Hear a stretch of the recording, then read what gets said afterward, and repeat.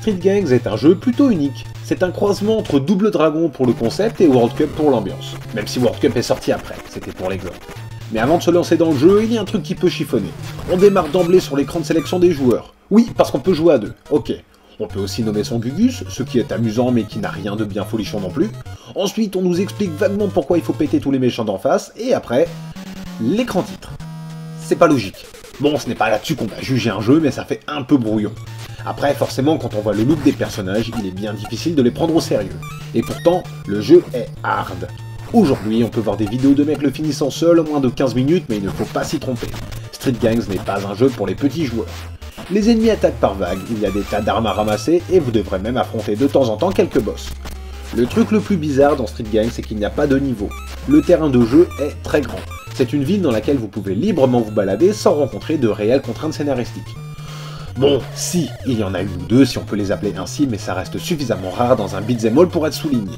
Après, et aussi absurde que cela puisse paraître, le jeu peut se vanter de proposer une dimension jeu de rôle. À chaque ennemi vaincu, vous gagnez un peu d'argent que vous pourrez dépenser pour acheter de la nourriture, pour booster vos compétences ou apprendre de nouvelles techniques de combat. Et bizarrement, ça sert pas mal d'avoir de bonnes compétences quand on arrive devant certains ennemis. L'ordinateur ne vous fera pas de cadeau, mais à chaque verrouillé que vous lui collerez, vous pourrez vous esclaffer devant les dialogues débiles qui apparaîtront en bas de l'écran.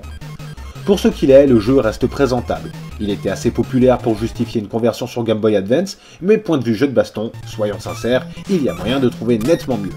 Pas nécessairement plus poilant, mais au moins plus abordable.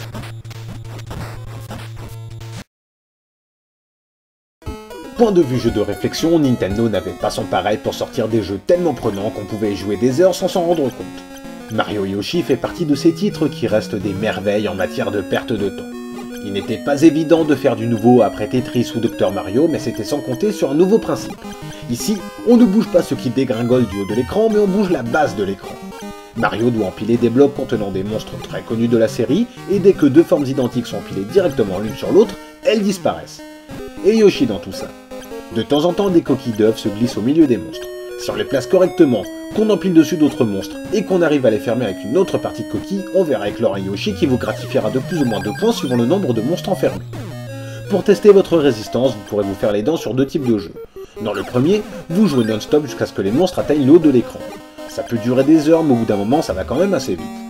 Dans le second, vous démarrez avec déjà pas mal de bordel sur l'écran, et le but est de tout éliminer afin de passer au niveau suivant. Ce qui est pénible, c'est quand il ne reste que 2 ou 3 monstres et que l'ordinateur ne vous envoie que des machins dont vous n'avez pas besoin. Ça tire en longueur et ça peut vite lasser.